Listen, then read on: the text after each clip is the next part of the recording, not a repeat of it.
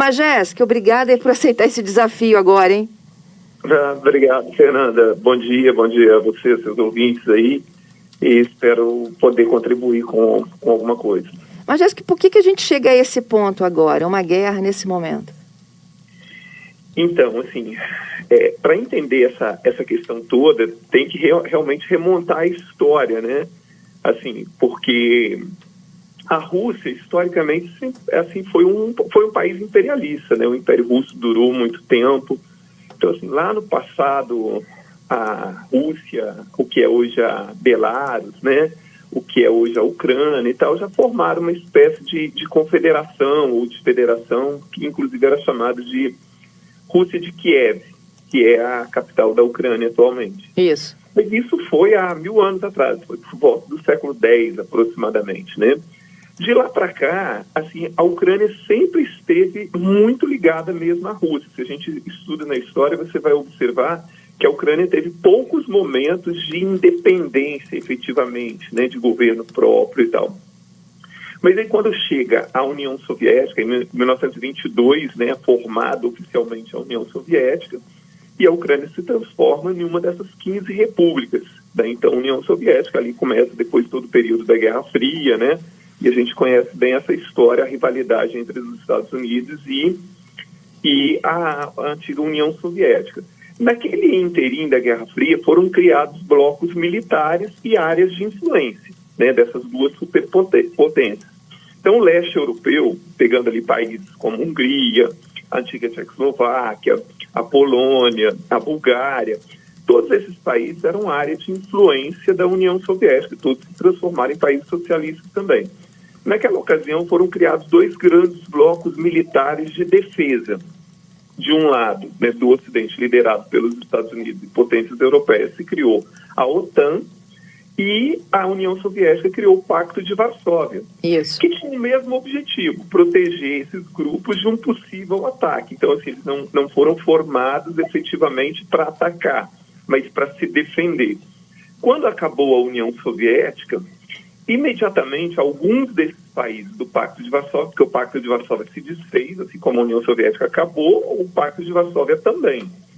E países como a Polônia, a Hungria, por exemplo, logo se aproximaram do Ocidente, se aproveitando ali da crise, né, porque o fim da União Soviética jogou a Rússia numa crise econômica muito grande, sobretudo no governo do Yeltsin, né, do Boris Yeltsin.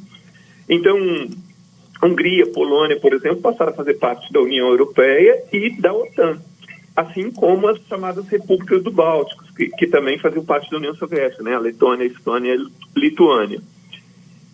E as outras repúblicas da União Soviética permaneceram muito ligadas à Rússia.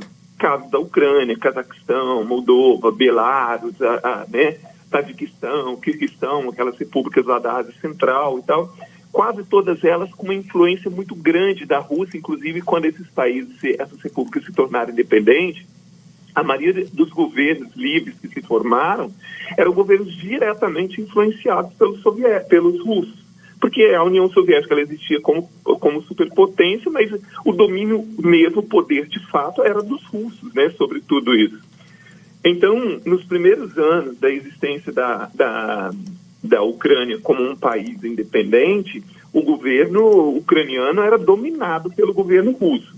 Mas uma parcela da população ucraniana sempre quis uma aproximação maior com o Ocidente, sobretudo com a União Europeia, né? A gente tem fatos ali europeus claros, né, como o caso da Espanha e de Portugal, quanto ingressar num bloco como a União Europeia foi positivo em qualidade de vida, em economia, etc.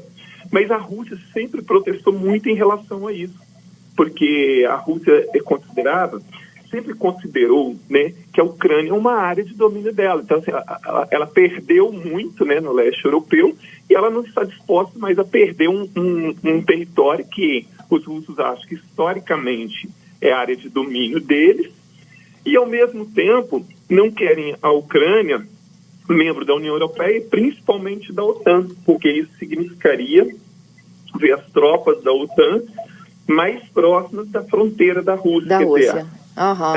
O passado da Guerra Fria está muito presente e o Vladimir Putin ele é uma herança direta da Guerra Fria, né? Ele foi membro da KGB, né?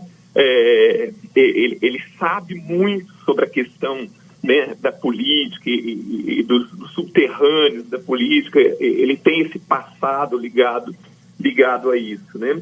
E ao mesmo tempo, a Rússia, nesse momento, ela se acha mais fortalecida. Então, diferente do que aconteceu lá quando acabou a União Soviética, que a Rússia ficou muito debilitada, né, economicamente, assim, desestruturada socialmente também, hoje o país encontra-se numa outra questão, principalmente pela questão do petróleo, né, transformou-se praticamente na maior produtora de petróleo do mundo.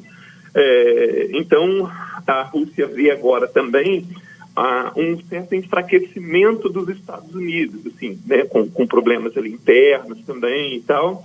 E a Rússia quer também, aproveitando essa questão toda, se posicionar, né, mais fortemente no tabuleiro político mundial. Agora, o Vladimir Putin, ele deixa, né, o Ocidente inteiro muito ressabiado até onde ele vai, né? Se isso foi apenas uma cartada, assim, para... Olha, tá vendo? Vocês desistam dessa questão de colocar a Ucrânia como membro da União Europeia e, sobretudo, da OTAN, ou as consequências serão ainda mais graves. Se ele está apenas blefando, né? Ou se ele é capaz de ir mais longe do que ele já foi até agora. Porque, assim, historicamente, se a gente analisa, claro, reservadas as proporções, os dois maiores conflitos mundiais, tanto a Primeira Guerra quanto a Segunda, começaram com uma coisa assim, né? Na Primeira Guerra, com a anexação da Áustria, da Tchecoslováquia, né, pela Alemanha, e quando começa, todo mundo acha assim, ele não vai mais longe e tal, vai parar por aí e tal, né? Na Segunda Guerra também, ninguém achava que, depois da anexação de parte da Polônia e tal, que isso fosse mais longe, né? Então, na verdade, está um momento de suspense hoje, né? Eu acho que as potências do Ocidente também não conseguem uma visão muito clara de até onde o Vladimir Putin pode ir. Essas sanções econômicas anunciadas, né, e que prometem hoje, né, serem reforçadas, eu não sei até que ponto isso assusta, porque assim, o Vladimir Putin, como eu falei, ele foi membro da KGB, ele é um cara que entende dessa questão, né, dos jogos estratégicos, né, da geopolítica global. E a Rússia se aproximou da China, então eu acho que ele está contando com essa possibilidade, né, da China substituir eventuais bloqueios no Ocidente, né, para suas exportações ou algo assim. Mas é muito difícil prever hoje se o Putin dará um passo maior do que esse, ou se ele para por aí, né? Mas ele está sozinho nessa escalada ou ele tem a China com ele?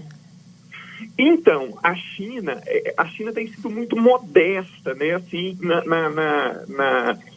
no seu posicionamento. Então, hoje, por exemplo, eu estava vendo hoje pela manhã nos jornais que a diplomacia chinesa em nenhum momento repudiou, né? Continua com aquele discurso muito parecido com o discurso brasileiro, né? Da diplomacia brasileira. Olha, a gente tem que encontrar um caminho diplomático e tal, e não sei mais o quê, e por aí vai. Porque a China, ela tem problemas internos também em relação a separatismos, né? Então, não sei até que ponto ela se posicionaria mais fortemente sobre isso. Por outro lado, a China pode estar vendo nesse confronto aí direto com o Ocidente, sobretudo com os Estados Unidos, uma forma dela crescer mais politicamente. Assim, olha, eu não me envolvo, eu também não vou ficar recriminando ninguém, e vocês aí, enquanto vocês se engalfiam, eu cuido aqui de aumentar o meu poderio econômico e cuido dos meus problemas e ver ao mesmo tempo a sua grande rival, que é os Estados Unidos, podendo se desgastar ainda mais nisso, né? Então observar como a China vai agir de agora para diante é algo também muito, muito importante. É isso. Majewski, muito obrigada, viu, por nos atender aqui, nos ajudar a entender também Esse momento que a gente está vivendo, né, o noticiário inteiro sendo bombardeado pelo bombardeio da Rússia à Ucrânia. Assim, triste demais. Para concluir, Fernando, se tiver um tempinho, pode? Pode. Então, quando, assim, isso é uma coisa curiosa, o que é a geopolítica global e como se diz no jargão diplomático, né? Na geopolítica internacional você não tem amigos, né? Você tem interesses. Quando a União Soviética terminou, a União Soviética, então, era uma grande superpotência nuclear, a Rússia continua, inclusive, com mais ogivas nucleares do que os Estados Unidos até, mas esse arsenal estava distribuído em 3 repúblicas. A Rússia, concentrando a maior parte, a segunda parte desse arsenal estava na Ucrânia e depois no Cazaquistão. Quando a União Soviética acabou, a Ucrânia se transformou na 3ª maior potência nuclear do planeta.